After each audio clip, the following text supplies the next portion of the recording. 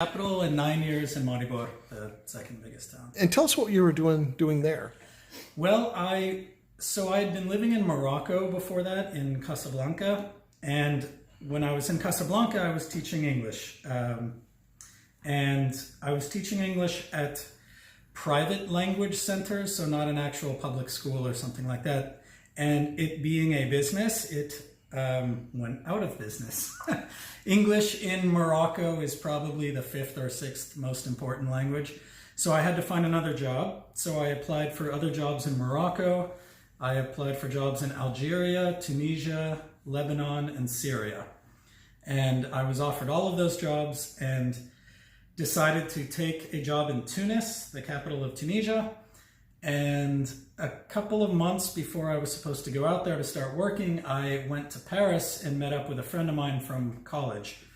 And he was living in Ljubljana, and he knew about this language center in Maribor that needed someone to be the director of it.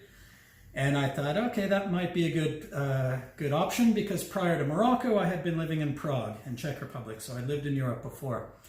And I kind of came to the realization that maybe living in Europe is better, and you can visit these countries, North Africa and Middle East, that maybe that's sort of a better option than moving to Tunisia. So I ended up moving to Maribor to be the director of this language center. And then I actually ended up getting hired by one of my students, who is the director of an organization called Okołsko Raziskowany Zawód. And this is a nonprofit, non-governmental organization that did environmental and social projects around the country. So about the last 5 years I was there, I was working for this Okołsko Raziskowany Zawód, and then moved here in June of 2014. Okay. And then people who I had worked with were starting to open their own wineries and becoming very successful. And I realized that, I got to jump on board this. And, when I started in Lodi, there were a half a dozen tasting rooms. Now there's 80 or so. Right. And so, the trends are all going in the right direction, and things are going so well here. And with my background, I knew that I had just as much ability as anybody else here. And this isn't your day. Well, this is your day job, but you have a day job. Yeah, I have another job.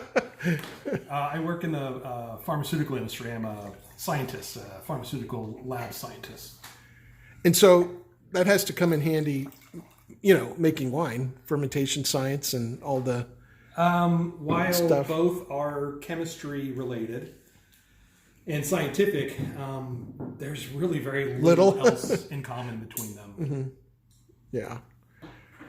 But the plan is to transition to this full-time pretty soon. Okay.